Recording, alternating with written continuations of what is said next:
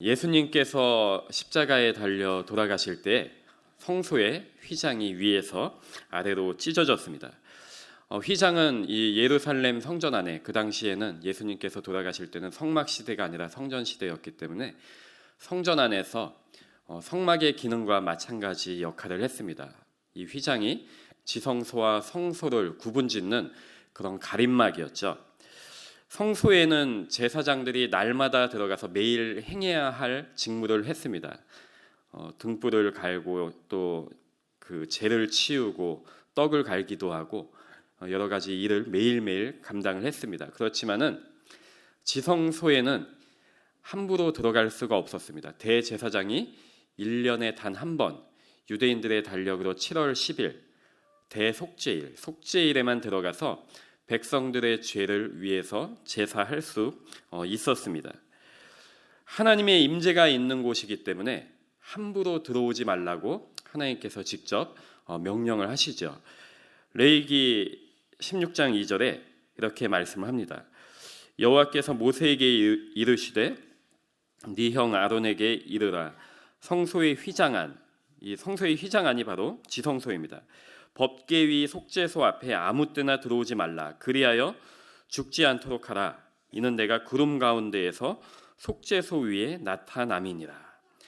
하나님께서 이 속죄소, 시은자라고도 표현하죠. 하나님의 임재가 있는 그 지성소 안에 함부로 들어오면 죽임을 당하게 될 것이다. 그렇게 이야기를 합니다. 왜냐하면 죄악된 인간은 하나님의 영광 가운데, 하나님의 영광에 이를 수 없는 존재가 되어버렸기 때문에 함부로 하나님 앞에 나아갈 수 없었습니다. 그렇지만 1년에 단 하루이지만요, 1년에 단 하루이지만은 이 대제사장을 통해서 백성들이 하나님 앞에 나아갈 수 있고, 그 대표로 나간 대제사장이 하나님께 백성의 죄를 위해서 기도하고 또 그 가운데 하나님의 용서하심, 사하심을 받을 수 있었다는 것 그 자체는 너무나도 큰 축복입니다. 왜냐하면 모든 인간이 하나님의 영광에 나아갈 수 없는데, 그래도 1년에 단 한 차례라도 백성의 죄를 용서해주는 날이 있었기 때문이에요. 그것 외에는 하나님 앞에 나아가서 죄사함을 받을 수 있는 방법이 이스라엘에게 전혀 없었습니다.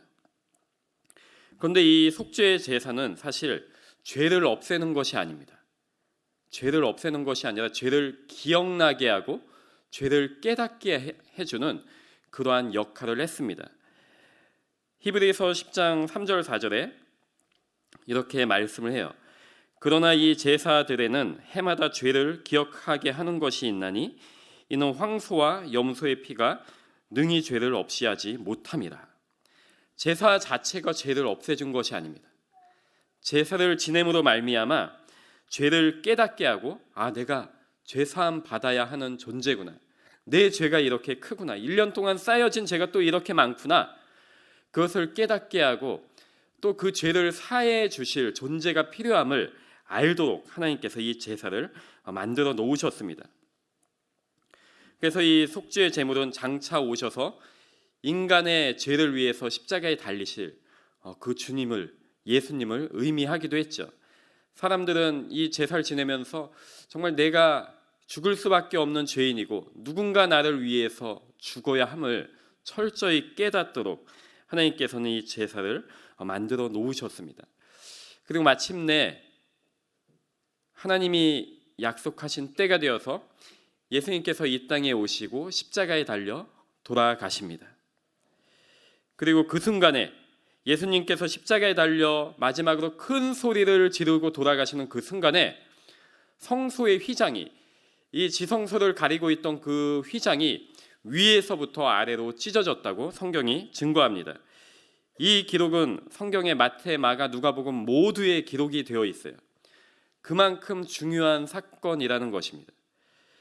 마가복음 15장 37절, 38절에 이렇게 기록을 합니다.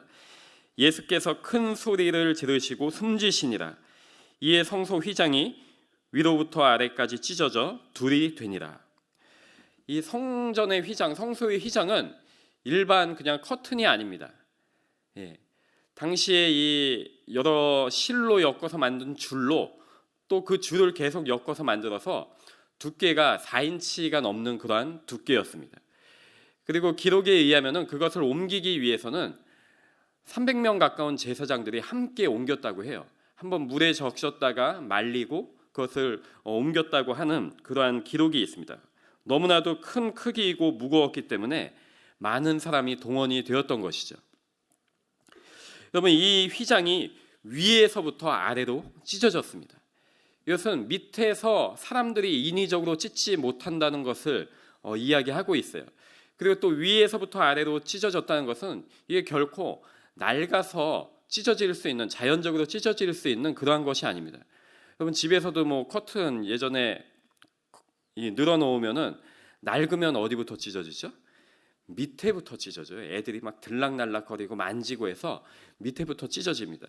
이것은 인위적으로 또 자연적으로 낡아서 찢어진 것이 결코 아니라는 것을 증명합니다. 그렇다면 그 의미는 무엇일까요? 하나님께서 위에서 찢으셨다는 것이에요.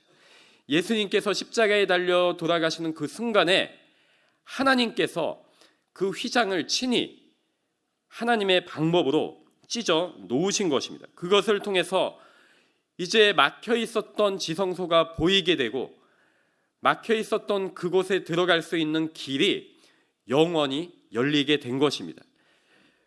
오늘 19절 20절 말씀에 이렇게 말씀합니다. 우리 다 같이 다시 한번 읽겠습니다.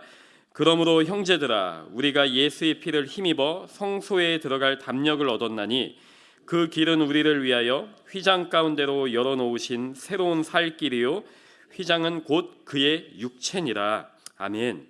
휘장은 뭐라고 말씀해요? 그의 육체니라. 예수 그리스도의 몸이라고 말씀하고 있습니다. 휘장이 상징하는 그 예수님의 몸이 찢김으로 말미암아 십자가 위에서 죽임을 당하시고 찢기시고 피를 흘리심으로 말미암아 하나님 앞에 나아갈 수 있는 길이 열렸음을 감사하시기 바랍니다. 이전에는 막혀 있었던 길입니다. 예수님의 이 몸이 찢길 때 비로소 휘장으로 가려져 있던 그 성소, 지성소 안에 들어갈 수 있는 길이 열리게 된 것입니다. 예수님께서 내가 곧 길이요 진리요 생명이니 나로 말미암지 않고는 아버지께로 올 자가 없다고 말씀하셨어요. 예수님이 바로 그 휘장 사이를 지나서 하나님 앞으로 나아갈 수 있는 길입니다. 예수님의 육체가 찢기지 않고서는, 예수님의 몸이 찢기지 않고서는 하나님 아버지께 나아갈 수 있는 다른 길, 다른 방법은 전혀 없는 것입니다. 예수님은 이렇게 자신을 단번에 들이심으로 말미암아, 한 번에 들이심으로 말미암아 영원한 속죄를 이루시고 우리에게 영원한 제물이 되어 주셨습니다. 구약의 제사는요, 완전하지 않았어요. 완전하지 않기 때문에 1년에 한 번씩 계속해서 그 속죄일마다 제물을 또 드리고 또 드려야만 했습니다. 그렇지만 예수님은 흠없고 완전하신 속죄 제물이 되셨기 때문에 다시는 죽으실 필요가 없는 영원한 제물이 되어 주셨습니다. 오히려 그분은 영원한 제물이 되어 주시고 이제 승천하셔서 우리의 또한 영원한 대제사장이 되어 주셨다고 성경은 이야기하고 있습니다. 그리고 그분의 제사는 영원한 제사가 되기 때문에 우리를 영원히 온전하게 하심을 여러분 믿으시길 바랍니다. 영원히 거룩하게 하신, 영원히 온전하게 하신 그러한 제사의 의미가 담겨져 있습니다. 우리는 이 예수 그리스도의 피를 힘입어서 주님의 거룩한 보좌 앞에 담대히 나아갈 수 있는 것입니다.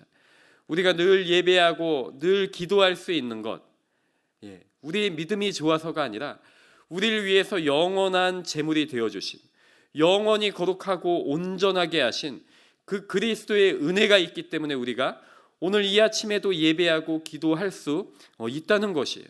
주님의 그 속죄 제물 되신 은혜가 있기 때문에 오늘도 하나님의 은혜의 보좌 앞에 우리가 담대히 나아갈 수 있음을 감사하는 이 아침 되시기를 축복을 드립니다. 여러분, 예수 그리스도의 피를 힘입어 하나님께 나아가는 길은 새로운 살길이라고 우리에게 말씀합니다. 새로운 살길이에요. 지금까지 없었던 길이기 때문에 새로운 길입니다. 구약에서는 없었던 길이에요. 막혀 있었던 길이에요. 그리고 그 길은 영원한 생명을 우리에게 주시고, 그리고 주님의 이름으로 나아갈 때 죽음을 두려워하지 않고 우리가 나아갈 수 있기 때문에 살 길입니다. 그 예수 그리스도의 십자가의 은혜로 우리는 새로운 삶을 얻었음을 성경은 말씀하고 있습니다. 새로운 삶을 주신 것입니다. 그리고 그분은 지금 하나님 보좌 우편에서 지금도 우리를 위하여 중보하고 계십니다. 영원한 대제사장의 직분을 지금도 감당하고 계세요. 그 은혜가 있기 때문에 우리는 하나님의 은혜의 보좌 앞에 담대히 나아간다는 것은 이제 두려움이 없다는 것입니다. 죽지 않는다는 것이에요. 히브리서 2장 18절에 이렇게 말씀을 합니다. 그가 시험을 받아 고난을 당하셨은즉 시험 받는 자들을 능히 도우실 수 있느니라. 주님께서 연약한 인간의 몸으로 오시고 모든 시험을 받으시고 죽기까지 모든 시험을 받으셨습니다. 고난을 받으셨어요. 그렇기 때문에 우리의 모든 시험을 도우실 수 있다고 말씀하십니다.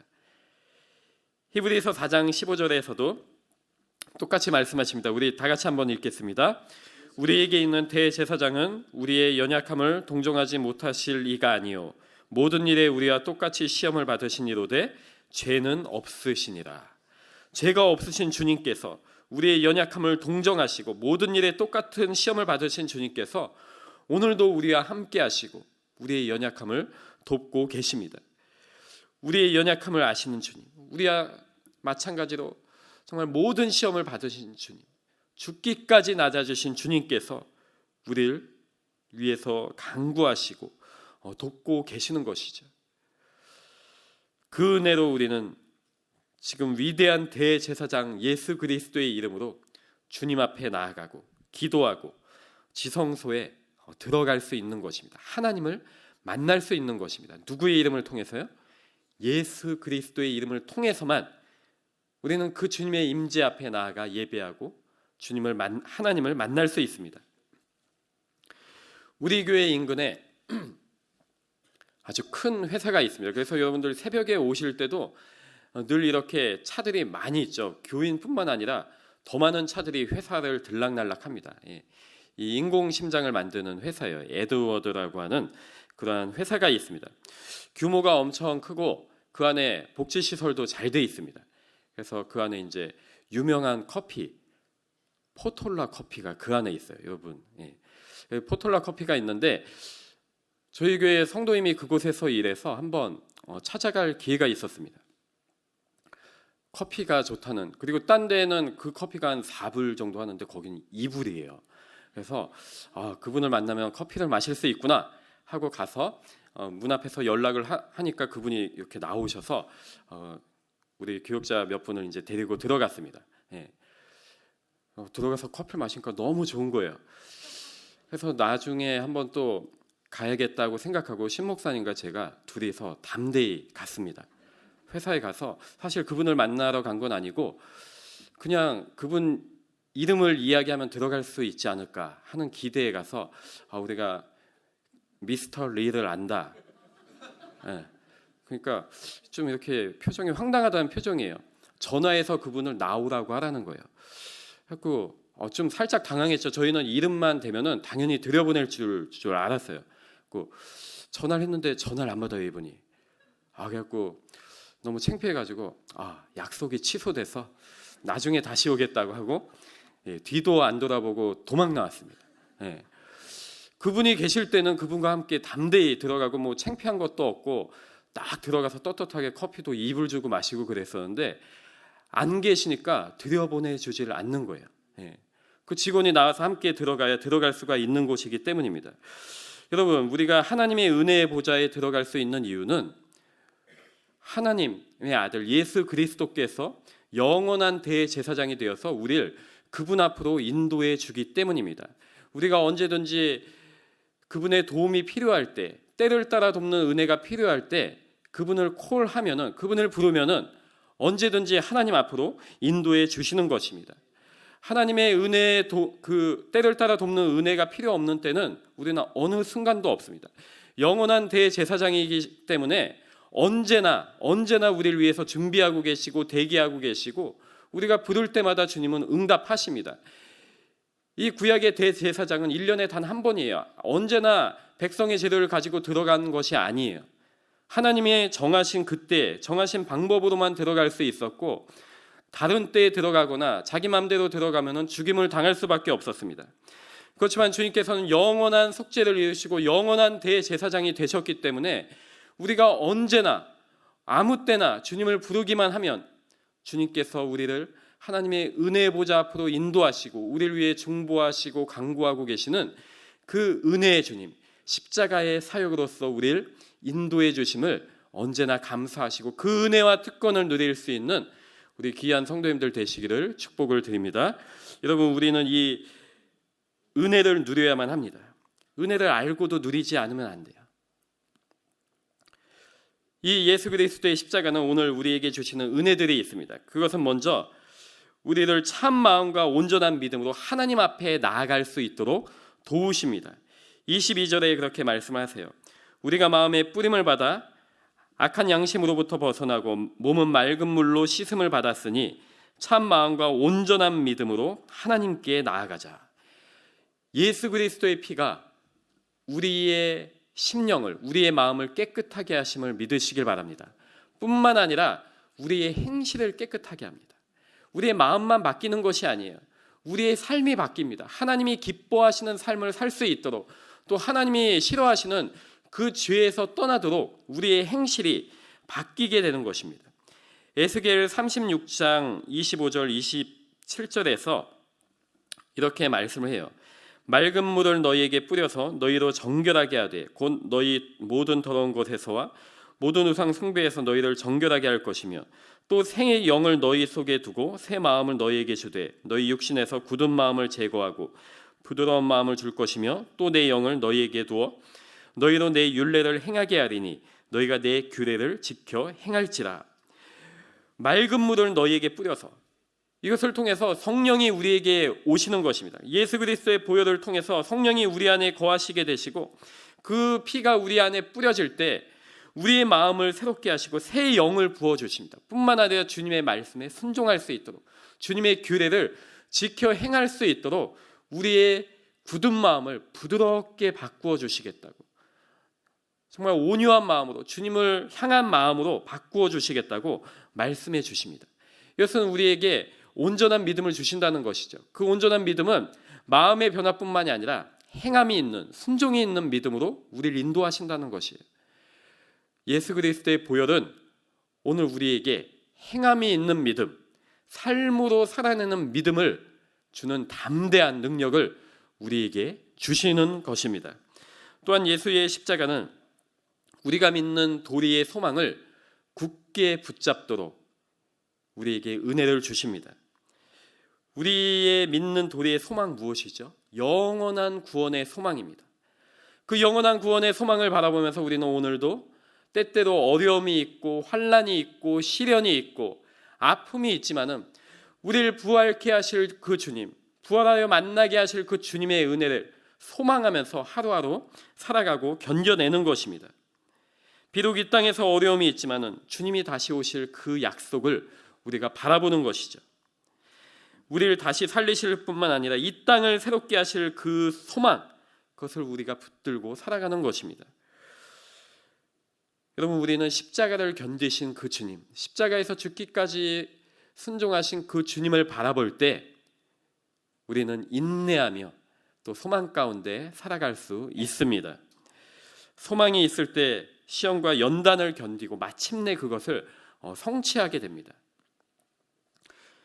여러분, 이 고난주간 특별 새벽 예배 때 정말 새벽을 깨우기 힘드신데 너무나 수고가 많으셨습니다. 연말 특세보다 날씨도 따뜻한데 왜 연말 특세보다 적을까요? 참석하시는 분이 소망이 없기 때문입니다. 개근상에 대한 소망, 선풍기를 받을 수 있다는 소망, 따뜻한 국밥 한 그릇에 이 소망이 없으니까 그냥 자야지, 뭐 받을 것도 없는데. 분명히 조금은 영향이 있는 것 같아요. 제가 생각했을 때는. 만약에 뭔가 큰 이 선물이 걸려 있었으면 막 깨우면서 오지 않았을까, 그런 생각을 한번 해봤습니다. 근데 이 물질적인 소망이 없는데도 이 새벽을 깨우시고 함께 하신 여러분들은 정말 대단하십니다. 하나님께서 귀한 은혜로 채워주실 줄로 믿습니다. 언제나 우리가 믿는 도리의 소망, 예수 그리스도, 그 영원한 구원의 소망을 우리가 바라보며 살아갈 때 정말 주님께서 우리에게 인내할 수 있는 믿음을 주시고 끝까지 견뎌낼 수 있는 능력을 주실 줄을 믿으시길 바랍니다. 여러분, 또한 예수님의 십자가는 우리에게 서로 사랑하는 능력을 줍니다. 사랑은 아무나 합니까, 여러분? 아무나 하는 것이 아니에요. 예수 그리스도의 사랑의 은혜가 우리에게 있을 때 사랑으로 섬길 수 있습니다. 본문에서는 서로 돌아보라고 말씀하시는데 서로 생각하라, 서로 생각하라는 그러한 의미를 담고 있습니다. 서로 돌아보아 사랑과 선행을 격려하라고 말씀하세요. 히브리서가 쓰여진 때를 생각해 봅니다. 예수님께서 말씀하신 예루살렘 성전이 무너지고 예루살렘이 멸망할 것이다. 70년이죠. 그것이 주후 70년인데 그 시기가 가까워지고 있었던 65년에서 68년 사이에 이 히브리서가 쓰여진 것으로 추측을 합니다. 한마디로 예루살렘 멸망이 다가오고 로마의 박해 너무나도 심해지던 그러한 때예요. 히브리서 11장에서 예수를 믿는 자들이 받았던 핍박들을 기록을 하고 있습니다. 채찍질을 받고 감옥에 갇히고 돌로 맞고 톱에 켜서 죽음을 당하고 칼로 찔려 죽임을 당하고 숨어 지내고 동물의 가죽을 뒤집어 쓰고 숨어 지내고 고난과 핍박이 있었던 그러한 시대, 그것이 아주 흔하게 일어났던 그러한 시대입니다. 성도들이 얼마나 두려웠을까요? 내가 혹시 죽을 수 있는데 오늘 아침에 내 가족이 죽임을 당하는 것은 아닐까? 신앙을 포기하고 싶은 갈등이 왜 없었겠습니까? 그리고 고난과 핍박이 심해지면 어떻게 되죠? 내부적으로도 갈등과 원망이 심해집니다. 그 스트레스로 인해서, 그 압박감으로 인해서 예민해지고 조그만 곳에 불평이 생기고 갈등이 생기고 다툼이 생길 수밖에 없습니다. 기독교인이라고 낙인 찍히고 고난받기 싫었습니다. 그리고 심지어 어떤 사람들은 너희 지금 우리가 모여서 이거 지금 뭐 하는 거냐, 차라리 모이지 말자, 모여서 이렇게 고통당하느니 모이지 말고 각각 자기 자리에서 그냥 기도하면 되지 않냐, 자기 자리에서 혼자서 예배하면 되지 않냐, 왜 이렇게 모여서 고난당하고 있는가, 이 모임 없애버리는 게 낫겠다, 그렇게 부추기는 세력들이 생겨나기 시작했습니다. 모이는 것이 즐겁거나 유익이 있었던 것이 아니에요. 힘쓸 형편이 아닙니다.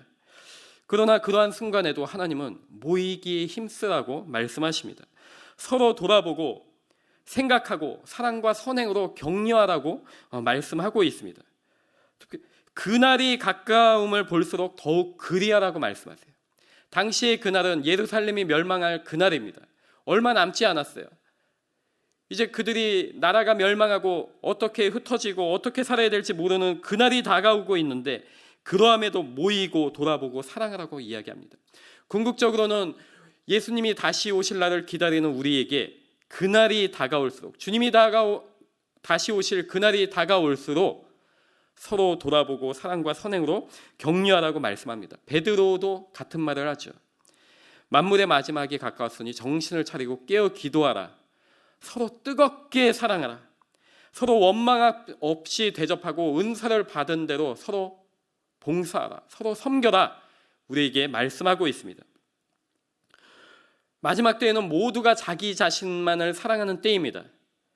고통과 고난 가운데 남을 돌아볼 여력이 없어요. 내 자신 챙기기도 벅차고 내 가족, 내 자식 챙기기도 벅찬 그때에 주님께서는 우리를 생명 다해 사랑하신 것처럼, 생명을 다 주어서 구원하신 것처럼 너희도 그렇게 서로 사랑하고 너희도 그렇게 서로 생각하고 배려하며 섬기라고 말씀하고 있습니다. 여러분, 이것이 어떻게 가능하죠? 주님께서 나를 사랑하신 그 사랑, 모든 것을 물과 피를 흘리시고 구원하신 그 사랑을 우리가 가슴 깊이 감사하고 늘 간직하며 묵상하며 살아갈 때만 이 사랑은 가능합니다.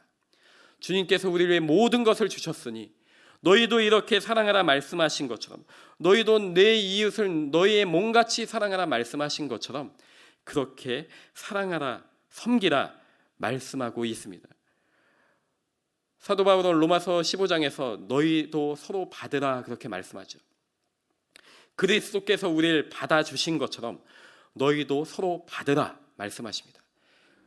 용납하라는 것입니다. 근데 이 말씀을 잘못 이해해서 받아버리시는 분들이 있어요. 서로 받으라.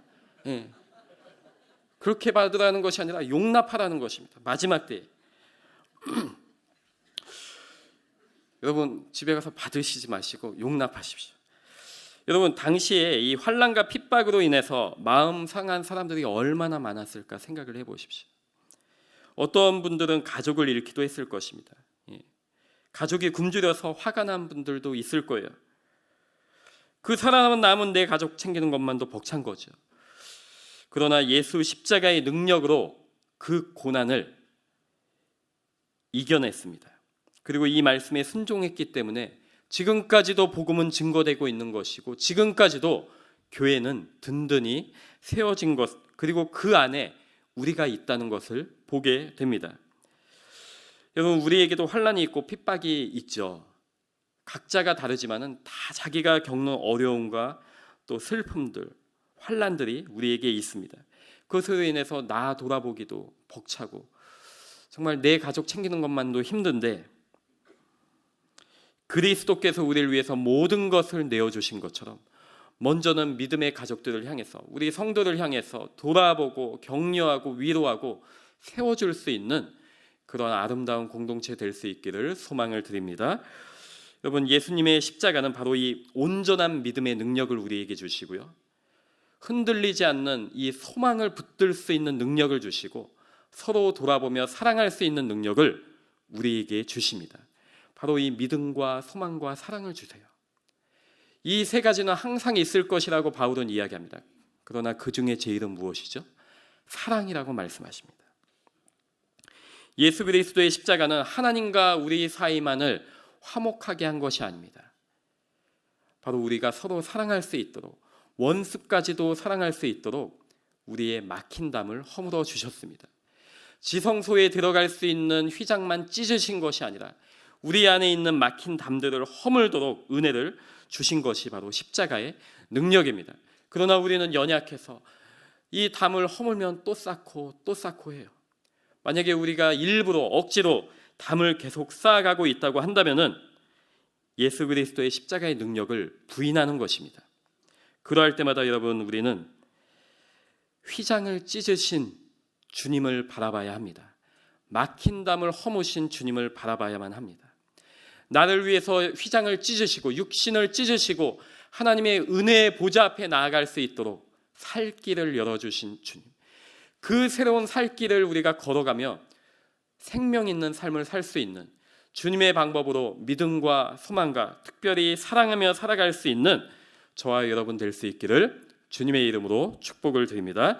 지금도 우리를 위해서 간구하고 계시는 그 대제사장 예수 그리스도, 우리가 주님 앞에 간구하면요 도와주세요.